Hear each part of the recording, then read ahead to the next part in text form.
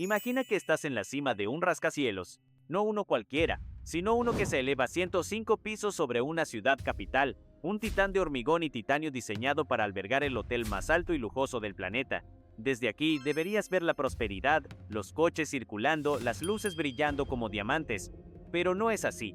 Suena a sátira, pero es real. En el corazón de Pyongyang, capital de la República Popular Democrática de Corea, RPDC, se yergue el Hotel Ryujong. Es una pirámide gigante, una aguja arquitectónica de 330 metros que durante décadas fue el símbolo más visible de la ambición desmedida de un estado. Es tan grande que puede verse desde casi cualquier punto de la ciudad, y tan vacío que es una perfecta y desoladora metáfora de su economía, grandioso en teoría, inhabitable en la práctica. Hubo un tiempo, a principios de la década de 1960, en que esta clase de ambición no parecía descabellada. Pocos recuerdan o se atreven a admitir que en 1960 el producto per cápita de Corea del Norte era de hecho 2 o 3 veces mayor que el de Corea del Sur. Pyongyang no era una promesa hueca, era brevemente una de las historias de industrialización más exitosas de Asia, reconstruida a golpe de planificación centralizada y, crucialmente, con una ayuda masiva y no reembolsable procedente de la Unión Soviética, China y sus aliados del bloque socialista. El gran líder Kim Il-sung había prometido, con la firmeza de un dogma, convertir al país en una nación desarrollada en 20 años. La maquinaria estatal funcionaba con la ferocidad de un enjambre de abejas, movilizando cada recurso y cada ciudadano hacia la meta de la industria pesada y la defensa. La visión era sencilla, el Estado lo controlaría todo, lo produciría todo y el resultado sería la autosuficiencia gloriosa de la nación. El Ryujong, cuya construcción comenzó a finales de 1980 en respuesta directa a la construcción de un hotel más grande en Singapur por parte de una empresa surcoreana, encarna el punto de inflexión fatal. Iba a ser la prueba final de que Corea del Norte, bajo la doctrina de la Juche la autosuficiencia, no solo se mantenía al día con el mundo, sino que lo superaba. Pero la pirámide de cristal y hormigón nunca se terminó a tiempo. Su construcción se detuvo en 1992, poco después de que la desintegración de la Unión Soviética eliminara el soporte vital, el combustible subsidiado, el mercado garantizado y la ayuda financiera que mantenían a flote el motor oculto del crecimiento norcoreano.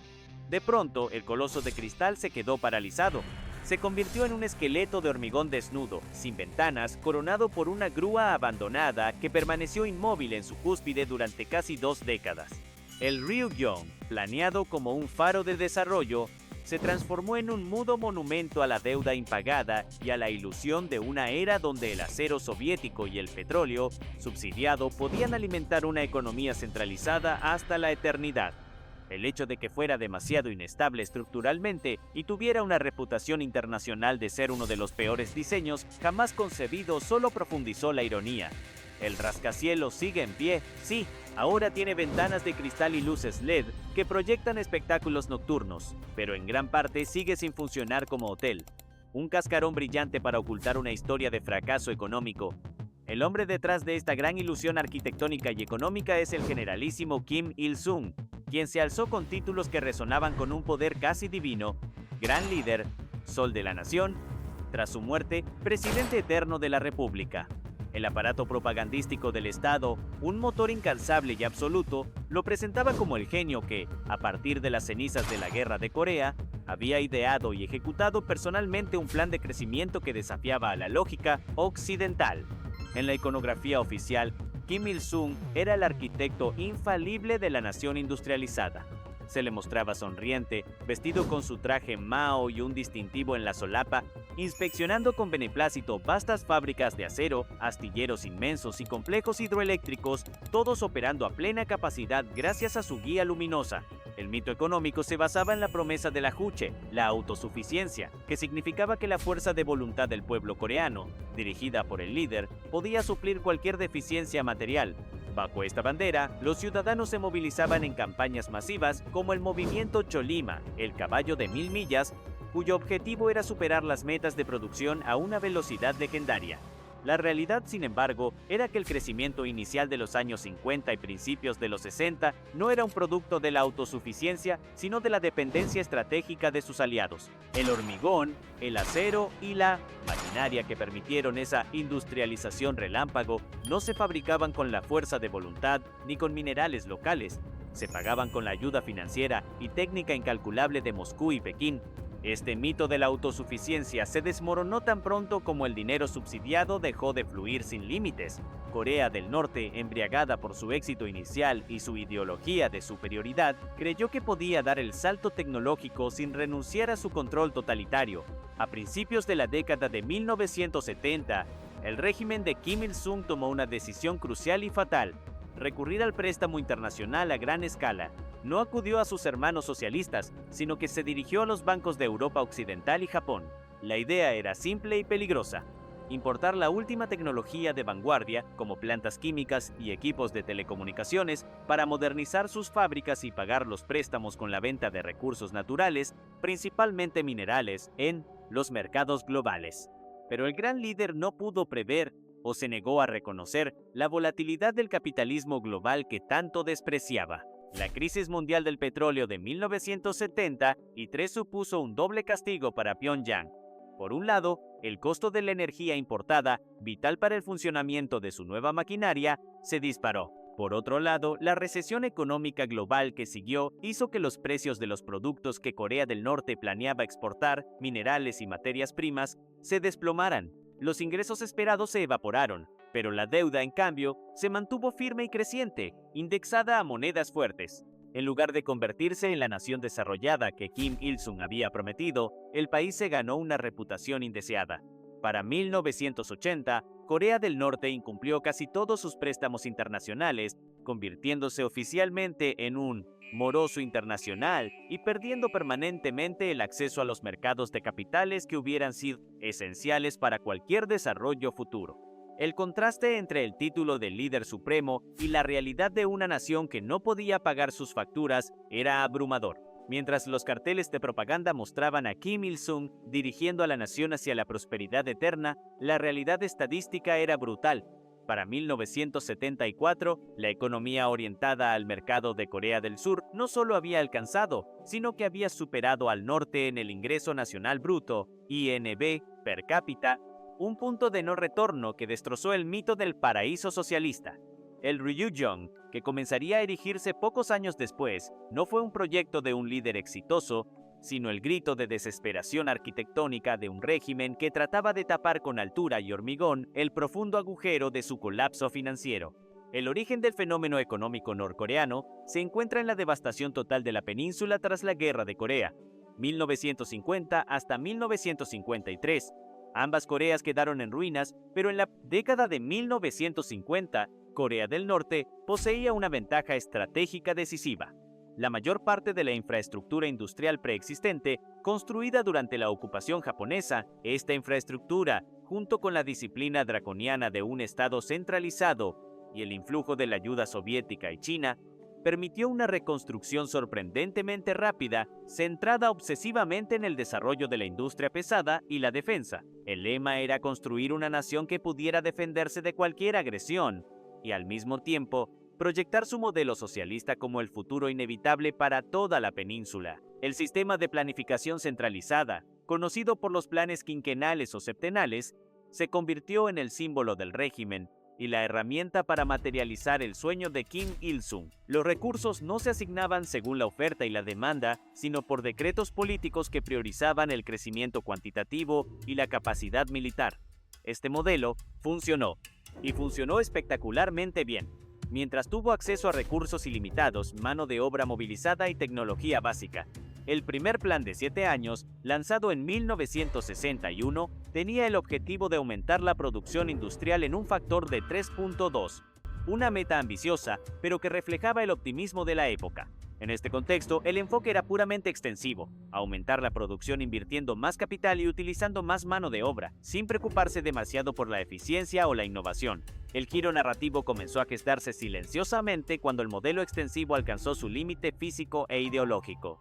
El crecimiento impulsado por la simple movilización de la mano de obra y el capital empezó a enfrentar rendimientos decrecientes. El plan de 7 años de 1961, el mismo que debía cimentar el camino hacia la nación desarrollada, tuvo que ser extendido por 3 años adicionales, concluyendo formalmente en 1970, un indicio de que la planificación central ya no podía doblegar la realidad económica. Las fábricas, a pesar de los esfuerzos épicos y las campañas de fervor revolucionario, ya no podían seguir aumentando su producción al ritmo inicial. La calidad de los productos se deterioró y la burocracia, obsesionada con cumplir las cuotas, se hizo ineficiente y corrupta. En lugar de reconocer este fracaso inherente al modelo o introducir reformas que relajaran el control central, el régimen se aferró con más fuerza al ajuche. Este dogma, que originalmente era una estrategia de supervivencia nacional, se transformó en un velo ideológico para ocultar el estancamiento. En lugar de importar productos de consumo o maquinaria básica que no podían fabricar eficientemente, la doctrina dictaba que la nación debía producirlo todo, desde alimentos básicos hasta maquinaria pesada. Esta insistencia en la autosuficiencia total significó que Corea del Norte, ya para los años 70, estaba fabricando versiones obsoletas y de baja calidad de casi todo, mientras que Corea del Sur, que había optado por una estrategia de desarrollo orientada a la exportación e integrada al mercado global, estaba absorbiendo la tecnología más reciente. El punto de no retorno histórico llegó con la mencionada decisión de endeudarse con Occidente en los años 70. Al buscar tecnología capitalista sin adoptar sus mecanismos de mercado y transparencia, el régimen no solo se enfrentó a la volatilidad global, sino que comprometió su propia ideología. Querían los frutos del capitalismo avanzado, la tecnología, sin sus raíces la competencia, la eficiencia y la apertura. Cuando la crisis del petróleo de 1973 hizo que la deuda se volviera insostenible y el país incumplió sus pagos en 1980, el mito de la autosuficiencia se hizo ridículo. El proyecto de la nación desarrollada se detuvo y la planificación central dejó de ser un símbolo de progreso para convertirse en una camisa de fuerza que garantizaba el aislamiento y la obsolescencia. Corea del Norte pasó de ser un posible modelo de industrialización a ser el ejemplo paradigmático de cómo la rigidez ideológica y la mala gestión pueden descarrilar una economía. La obsesión del régimen con el control y la demostración de superioridad se manifestó en proyectos con un nivel de detalle que roza lo absurdo, todos costeados con recursos que debieron haberse destinado a la eficiencia económica. Tomemos el ejemplo de los monumentos a la ideología. La capital Pyongyang no es solo la sede del gobierno, es un inmenso teatro de la memoria. La Torre Juche, un obelisco de 170 metros que simboliza la filosofía de la autosuficiencia, está construida con 25.550 bloques de granito blanco, uno por cada día de vida de Kim Il-sung hasta su cumpleaños número 70. La base de la torre, además, está adornada con 70 antorchas hechas de piedra roja y brillante. El costo de estos monumentos, que tienen un rendimiento económico nulo, es incalculable, pero su valor propagandístico se priorizó siempre por encima de la inversión productiva. Otro ejemplo de la rigidez y el despilfarro se encuentra en el sector ferroviario, esencial para el movimiento de la industria pesada. Corea del Norte ha mantenido un sistema ferroviario que sigue dependiendo en gran medida de locomotoras eléctricas y diésel obsoletas heredadas de la era soviética o fabricadas localmente con tecnología atrasada. La locomotora Red Flag, bandera roja, un diseño eléctrico fabricado localmente, es el caballo de batalla del sistema.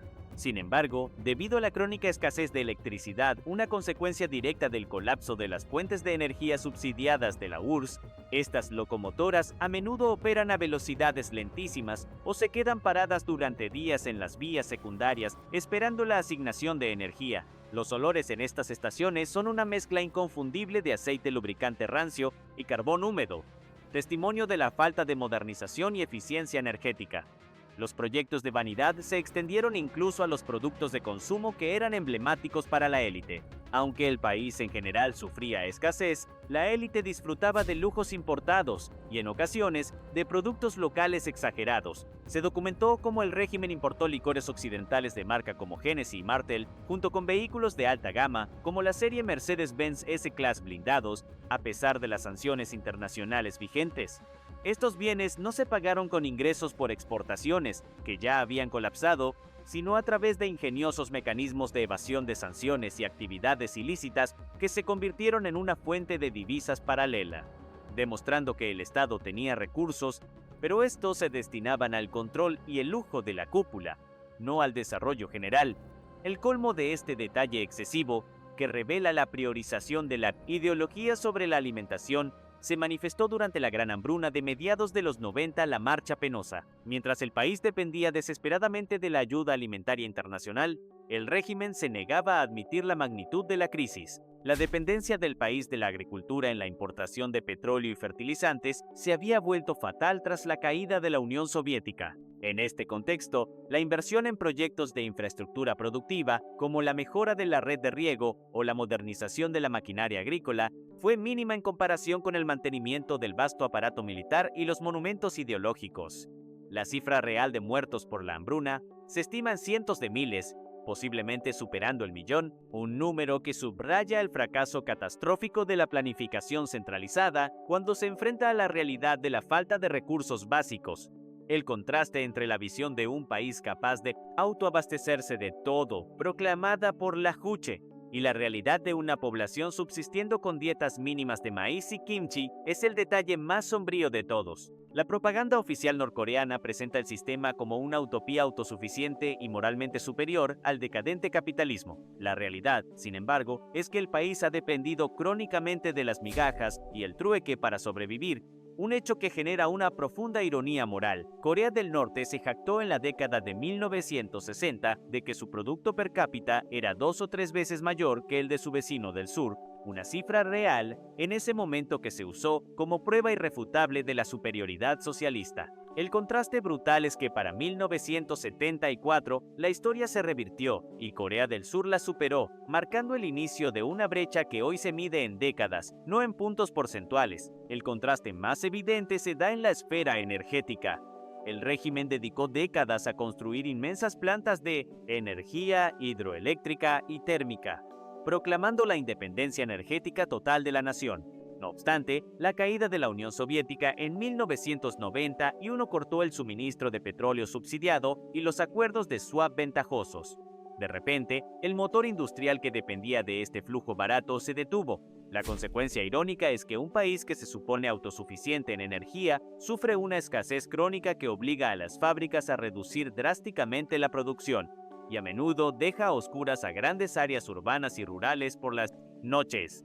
La imagen por satélite de la península coreana por la noche lo dice todo.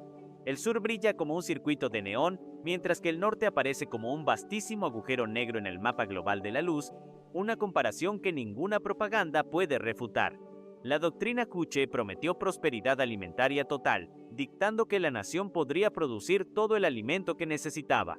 La trágica realidad es que esta ideología condujo directamente a la Gran Hambruna de los años 90, conocida como la Marcha Penosa. El modelo agrícola centralizado era terriblemente ineficiente, dependiendo de insumos químicos fertilizantes y maquinaria petróleo, que eran importados y se agotaron tras el colapso soviético. Corea del Norte, en su afán de no depender de potencias extranjeras, se hizo totalmente dependiente de la ayuda extranjera, primero de sus aliados y luego, irónicamente, de las organizaciones de ayuda humanitaria de los mismos países capitalistas que denostaba.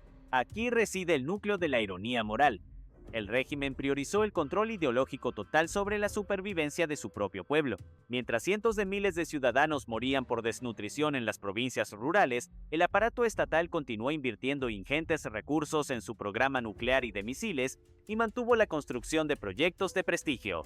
El régimen instituyó la política Songun, dando prioridad a lo militar tras la muerte de Kim Il-sung, reafirmando que el acceso a los limitados recursos de la nación era un derecho exclusivo del ejército, no de la población civil hambrienta. Es la contradicción de un Estado que predica la autosuficiencia mientras mendiga comida y que prioriza una defensa nuclear impenetrable sobre la nutrición básica de sus ciudadanos. En la década de 1980, Corea del Sur se unía a las naciones de ingresos medio altos con televisores a color y automóviles modernos, mientras que Corea del Norte experimentaba escasez de energía y colas para productos básicos. La nación que prometió convertirse en un paraíso desarrollado en 20 años se había convertido en poco más de 3 décadas en una potencia nuclear empobrecida, un logro que solo puede explicarse por la toxicidad de su propia rigidez ideológica. Para comprender la profundidad del estancamiento ideológico, basta con observar la historia del tractor Cholima. El tractor, en la narrativa norcoreana, no era simplemente una pieza de maquinaria agrícola. Era un símbolo tangible de la voluntad de hierro del pueblo para materializar la autosuficiencia. Las fábricas de tractores como la de Kumsong eran presentadas como maravillas de la ingeniería nacional, capaces de producir cualquier vehículo que la nación necesitara. La propaganda mostraba campos llenos de estas máquinas rojas arando la tierra con vigor, un testimonio visual del éxito del plan económico. Sin embargo, la realidad de la industria pesada norcoreana, que Kim Il-sung había priorizado abrumadoramente desde los años 50, se reflejaba en esta anécdota sobre su dependencia crónica y la falta de respeto por la realidad económica. A pesar de toda la retórica sobre la juche y la fabricación doméstica de maquinaria, los tractores a menudo se quedaban parados, no por fallas mecánicas, sino por la falta crónica de combustible, un insumo que la RPDC no podía producir en las cantidades necesarias tras la pérdida de los subsidios soviéticos. La anécdota, documentada a través de testimonios de desertores e informes de inteligencia, ilustra perfectamente el absurdo logístico del sistema. A finales de la década de 1990 y principios de los 2000, durante los años más duros de la escasez energética, se reportó una solución insólita y trágicamente irónica en el sector rural: la conversión de tractores y camiones a gasógenos de leña o carbón. Estos gasógenos eran unidades voluminosas que se acoplaban a los vehículos y quemaban madera o carbón para generar un gas combustible conocido como gas de síntesis, syngas. El uso de estos generadores de gas de leña era una tecnología rescatada de la Segunda Guerra Mundial, una solución de último recurso empleada en tiempos de extrema escasez. Un vehículo convertido no solo operaba con una pérdida de potencia de hasta el 50%, sino que el tiempo necesario para calentar el gasógeno antes de arrancar podía ser de 1 hora o más, consumiendo una cantidad de mano de obra y recursos, la leña o el carbón, que anulaba cualquier atisbo de eficiencia. La productividad agrícola, ya mermada, se redujo aún más. Lo más revelador de la mentalidad del régimen no es que recurrieran a esta tecnología obsoleta, sino el uso que se le dio a este hecho. Lejos de ocultar la crisis energética, la propaganda a veces mostraba con orgullo estos vehículos con sus voluminosos gasógenos acoplados. ¿Por qué? Porque la capacidad de los ingenieros norcoreanos de hacer funcionar maquinarias sin petróleo extranjero se presentaba como una nueva victoria de la juche y la autosuficiencia, una prueba de que la voluntad nacional podía triunfar sobre las sanciones y la escasez. El punto clave de la cita, o más bien de la evidencia fotográfica y testimonial, es este: la adaptación desesperada a la obsolescencia se vendió como innovación ideológica. El fracaso en obtener combustible moderno y barato fue maquillado como un logro de la independencia. Es una cita tácita a la historia de la planificación central, que cuando se enfrenta a una crisis, no cambia el rumbo hacia la eficiencia o la apertura, sino que se hunde más profundamente en la negación, prefiriendo la gloria oxidada de un tractor a leña antes que la prosperidad de una nación desarrollada impulsada por la lógica del mercado. La inversión excesiva y constante en proyectos de vanidad, el mantenimiento de una infraestructura obsoleta como el ferrocarril a gasógeno y el incumplimiento histórico de la deuda internacional no son simplemente fallas de gestión, son, paradójicamente, mecanismos de control vitales para la supervivencia del régimen. La incapacidad de Corea del Norte para convertirse en una nación desarrollada tiene una doble lectura. En el exterior es un signo de fracaso, pero en el interior, la pobreza controlada y el aislamiento son herramientas políticas efectivas. La decisión de priorizar el gasto en el ejército y el aparato de seguridad interna sobre la economía civil, formalizada con la política Songun, militar primero, asegura la lealtad inquebrantable de la única institución capaz de derrocar al régimen, el Ejército Popular de Corea. Al canalizar los limitados recursos de la nación, incluyendo las divisas generadas por las actividades de evasión de sanciones hacia la élite militar y política, se garantiza la estabilidad interna. La población civil sufre la escasez energética y alimentaria, sí, pero la cúpula que tiene el poder real permanece bien alimentada, bien equipada y comprometida con el statu quo. El aislamiento económico, aunque desastroso para el desarrollo, también cumple una función ideológica crucial. Al impedir el ingreso de productos extranjeros, medios de comunicación y empresas multinacionales, el régimen mantiene un monopolio absoluto sobre la información. La población no tiene un punto de comparación real y directo para evaluar su calidad de vida frente al resto del mundo, especialmente frente a Corea del Sur, cuyo éxito económico es cuidadosamente minimizado o falseado en la propaganda. La falta de desarrollo, la escasez crónica y la obsolescencia tecnológica se explican a la ciudadanía como un sacrificio noble y temporal, necesario para resistir el supuesto acoso militar y económico de Estados Unidos y sus aliados. De esta manera, el fracaso en cumplir la promesa de Kim Il-sung de un desarrollo en 20 años se reinterpreta. El estancamiento económico se convierte en una prueba de la firmeza ideológica de la Juche. Si Corea del Norte no es rica, es porque ha elegido ser pura e independiente, no una marioneta del imperialismo. Esta narrativa permite al régimen justificar décadas de represión, escasez y la dedicación de recursos a un programa nuclear costoso, que es presentado no como un drenaje económico, sino como el único garante de la soberanía nacional en un mundo hostil. El Hotel Ryujong, esa pirámide vacía en el centro de Pyongyang, simboliza perfectamente esta paradoja. Es la inversión de miles de millones de wons y divisas extranjeras que produjo un rendimiento económico cero, ganándose un lugar en la lista de los edificios más altos e inútiles del mundo. Sin embargo, al seguir en pie y al ser cubierto con cristales en el siglo XXI para esconder su núcleo vacío, sirve como un recordatorio perpetuo de la ambición del régimen. Es la demostración de que la estética y la voluntad política priman sobre la eficiencia y la utilidad económica. La parálisis económica, por lo tanto, no es un efecto secundario no deseado del sistema, sino un prerequisito operativo. El control absoluto del régimen se logra a través de la gestión estratégica de la escasez. La trayectoria económica de Corea del Norte, definida por la rigidez ideológica y la priorización militar, no augura una transición hacia una nación desarrollada en el futuro, previsible. Las tendencias verificables sugieren una profundización de la brecha con el resto del mundo y la consolidación de un sistema dual de supervivencia. A nivel interno, se observa una creciente informalización de la economía que coexistirá de manera incómoda con la planificación central. El colapso de la distribución estatal durante la hambruna de los años 90 obligó a la población a crear los llamados Hangmadang, mercados negros o grises. Estos mercados, aunque técnicamente ilegales o fuertemente controlados, se han convertido en la fuente principal de ingresos y alimentos para la mayoría de los norcoreanos. Este fenómeno crea una dualidad. El Estado mantiene el control formal sobre las grandes industrias, las que aún funcionan, en gran parte vinculadas a la defensa, mientras que la supervivencia diaria de la población depende de una red capitalista de facto que opera bajo la mesa. La proyección es que esta informalidad no conducirá a una reforma a la China o a la Vietnam, porque el régimen de Kim Jong-un ha demostrado una alergia fundamental a cualquier tipo de liberalización económica que pueda desafiar su control político. La principal consecuencia interna es que la desigualdad social se agravará. Aquellos con acceso a divisas, por medio de remesas, trabajos en el extranjero o posiciones en el aparato estatal o militar, prosperarán en la economía del Gangmadang, mientras que los más pobres, que dependen únicamente de las raciones estatales fallidas, seguirán sufriendo escasez crónica. La corrupción es el lubricante esencial de este sistema dual.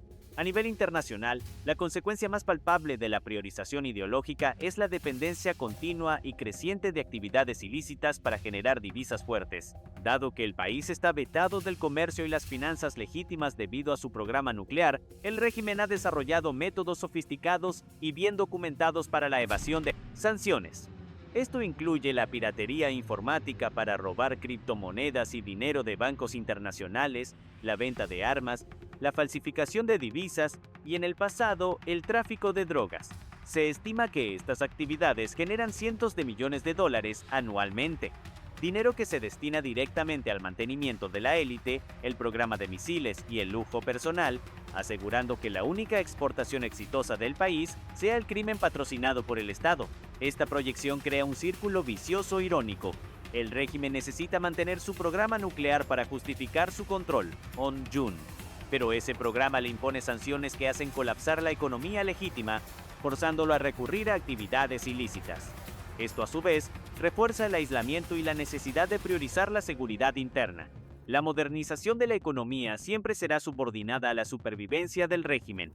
Por lo tanto, el desarrollo al estilo de Corea del Sur, basado en la eficiencia, la apertura comercial y el Estado de Derecho, es una fantasía. El futuro más probable es un estado de pobreza estabilizada, donde el estancamiento económico crónico es la norma, sostenido por la represión interna y la ingeniería financiera criminal en el exterior. La rigidez ideológica y la mala gestión económica, que convirtieron a un prometedor motor industrial en un moroso internacional, se reflejan en incontables detalles que definen la vida diaria de los norcoreanos. El impacto más inmediato se observa en el transporte y la energía. La crónica escasez de combustible, que data de la pérdida de los subsidios soviéticos y se agrava con las sanciones, obliga a la mayoría de la población a depender de la bicicleta como medio de transporte principal, especialmente fuera de Pyongyang. Los camiones de carga, cuando operan, a menudo lo hacen con las lentas y contaminantes conversiones a gasógeno de carbón o leña, lo que ralentiza toda la cadena de suministro industrial y agrícola. El transporte de bienes y personas se convierte en una tarea épica. En las ciudades, la escasez de energía se manifiesta en los apagones frecuentes y programados. Los ciudadanos de a pie experimentan el milagro de la autosuficiencia como una vida nocturna en la oscuridad, un contraste dramático con la iluminación constante del distrito central de Pyongyang reservado para la élite. Esta falta de energía impacta directamente en las fábricas. La producción industrial colapsó en los años 90. El PIB se redujo casi a la mitad entre 1990 y 1995. No solo por la falta de materias primas, sino porque simplemente no había electricidad para encender la maquinaria. Un observador extranjero puede visitar una fábrica modelo que parece perfectamente operativa, solo para descubrir que la maquinaria está detenida, preservada en un estado de lista para operar si llega la energía o las materias primas. La vida cotidiana se rige por dualidad de la ración estatal fallida y el mercado informal vital.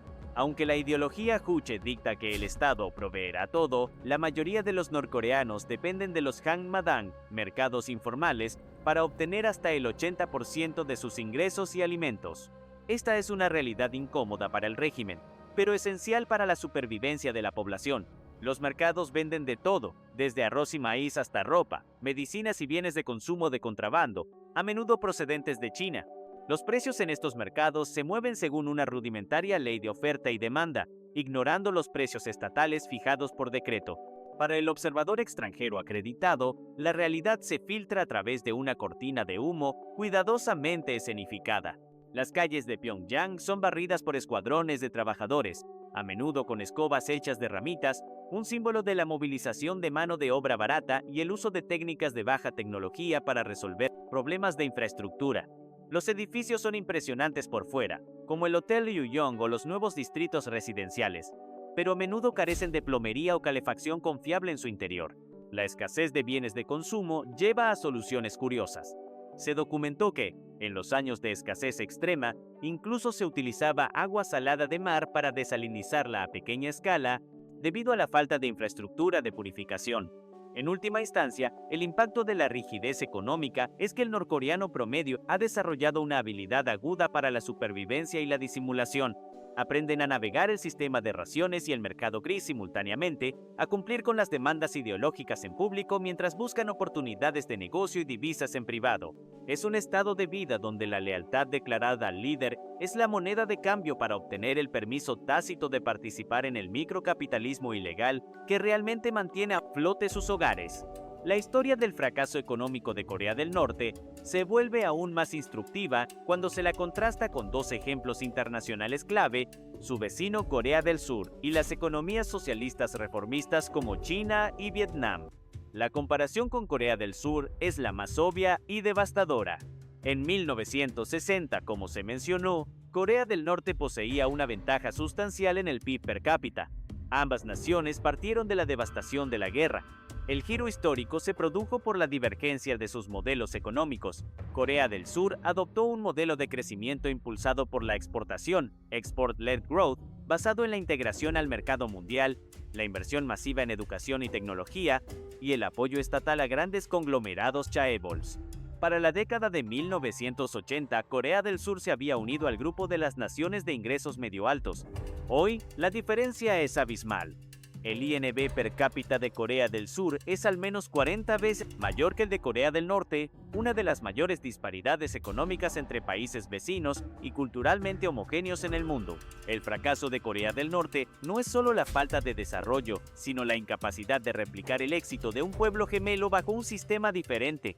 La comparación con las grandes economías comunistas que lograron una transformación también subraya la rigidez norcoreana.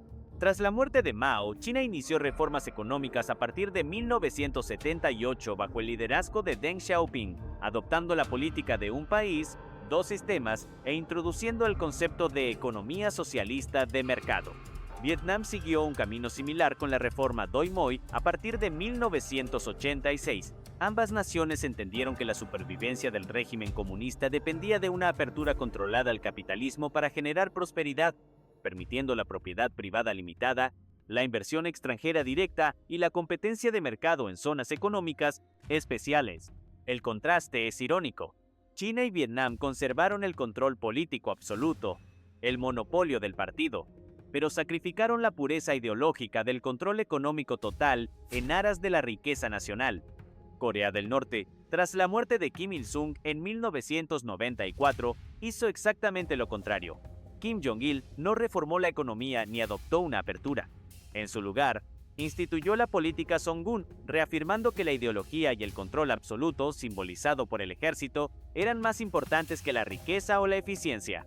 Corea del Norte eligió la rigidez ideológica total, rechazando cualquier forma de capitalismo con características coreanas, lo que condenó al país al estancamiento absoluto, mientras que China y Vietnam experimentaron un crecimiento sin precedentes, sacando a cientos de millones de personas de la pobreza. Otro contraste histórico es la comparación con el fenómeno de la deuda externa impagada. Cuando Corea del Norte incumplió sus préstamos internacionales en 1980, ganándose la etiqueta de moroso internacional, este no era un fenómeno único. Muchos países en desarrollo enfrentaron crisis de deuda en los 70 y 80, especialmente después de la crisis del petróleo. Sin embargo, la gran mayoría de estas naciones, como México o Brasil, eventualmente reestructuraron sus deudas, se sometieron a los programas de ajuste del FMI y el Banco Mundial y recuperaron el acceso a los mercados financieros internacionales. Corea del Norte, en cambio, se negó sistemáticamente a negociar de manera creíble la reestructuración de su deuda con Japón y bancos europeos. Su decisión fue simplemente aislarse aún más, sellando su destino como una nación permanentemente excluida del sistema crediticio global, una elección que demostró que el aislamiento político y la ideología eran, una vez más, la prioridad sobre la salud fiscal. La promesa de Kim Il-sung de transformar Corea del Norte en una nación desarrollada en 20 años no solo se incumplió, se invirtió dramáticamente. El verdadero fracaso de Pyongyang no es la falta de talento o de recursos, sino la toxicidad persistente de una elección política, la decisión de priorizar el control absoluto del régimen y la rigidez ideológica de la Juche por encima de la eficiencia económica, la innovación y la supervivencia de su propio pueblo. La historia de Corea del Norte es la historia de una nación que eligió construir monumentos antes que carreteras, que financió misiles antes que fertilizantes. Partieron con una ventaja de 3-1 sobre Corea del Sur, sostenidos por la ayuda masiva soviética, el motor oculto de su crecimiento inicial. Pero cuando el dinero se acabó con la crisis del petróleo y la desintegración de la URSS, el sistema de planificación central, inflexible y aislado, colapsó. El régimen respondió a la bancarrota económica a su incumplimiento de deuda en 1980, y la catástrofe humanitaria, la Gran Hambruna, de los 90 no con reformas, sino con más ideología y militarización, consagrando la política Songun. El resultado final es una paradoja arquitectónica y económica. En el centro de su capital se alza el Hotel Ryujong, el esqueleto de 330 metros que simboliza la ambición grandiosa detenida por la realidad financiera. Es un recordatorio de que querían los frutos del desarrollo capitalista, la tecnología, los rascacielos sin sus raíces, la eficiencia, la apertura y el Estado de Derecho. Al mismo tiempo, en el campo, los campesinos dependen de tractores adaptados para funcionar con gasógeno de leña, una tecnología obsoleta que el Estado presenta con orgullo como una victoria de la autosuficiencia. Corea del Norte es hoy una nación que ha desarrollado dos sistemas económicos paralelos. El oficial, basado en el control ideológico, la represión y la pobreza industrial, y el subterráneo Yangmadang, basado en el microcapitalismo ilegal y el contrabando, que es el que realmente alimenta y viste a la mayoría de sus ciudadanos. El régimen tolera esta ilegalidad porque sabe que la gestión estratégica de la escasez y la cooptación de la élite a través de las divisas ilícitas es el precio que debe pagar por su supervivencia política. Por lo tanto, Corea del Norte jamás será un país desarrollado mientras su sistema político siga funcionando como un parásito ideológico que necesita la miseria controlada y el aislamiento para justificar su existencia. Su atraso de 40 años respecto a su vecino del sur no es un accidente, sino la consecuencia deliberada de priorizar el poder absoluto sobre la prosperidad nacional. Es el único país del mundo donde el fracaso económico ha sido meticulosamente diseñado como la piedra angular de la estabilidad estatal.